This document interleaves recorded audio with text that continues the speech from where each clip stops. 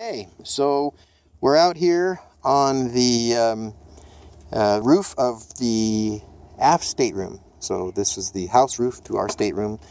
This portion of it would be above our closet. This is the part that we were looking at inside, where the companionway goes down to the stateroom, and then of course these are the stairs that go up to the flybridge. So there's a few things that we're going to use today to clean out the rot. So first of all, you have to find the rot. The next thing to do is to determine whether it's something that can be repaired with filler or whether it's something that you should cut the piece out and actually replace it. I'll be honest with you, unless the piece is completely rotted through, I don't usually replace them. I like to use filler where I can. It's just a lot simpler process. Cutting it out, you still have to use filler. You just have however many joints, 4 or 3 if you're using a triangle or whatever shape you're cutting out, that you have to fair in as well. So this is just a little convenient, I guess, and it still makes a good repair, and that's important. But we're going to use some tools right now to clean it out, and these are the tools that we want to use. So we've got a nice sanding block here. I recommend one that uses the hook and loop style base. That way you can use these hook and loop style discs that you get from Home Depot or Lowe's.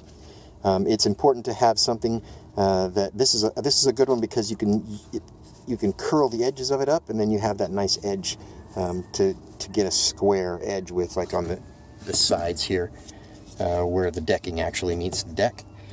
And then you have to have a flat surface like that. So anyway, nice sanding pad. That's a good thing to have. And then obviously you want to have, a wire brush. I like to use a stainless steel wire brush that really gets in there and gets all the rotten wood out. And then just a couple of tools. If you don't own a 5-in-1, I highly recommend buying one. It's the most versatile tool you will ever have.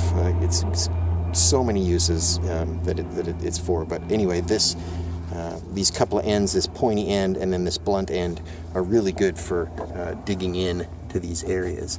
So really what we're looking for here, and then of course you want to vacuum, a few more tools. You want to vacuum with a nice pointy nozzle to get everything in there, and then some paint thinner and a rag to clean up when you're done.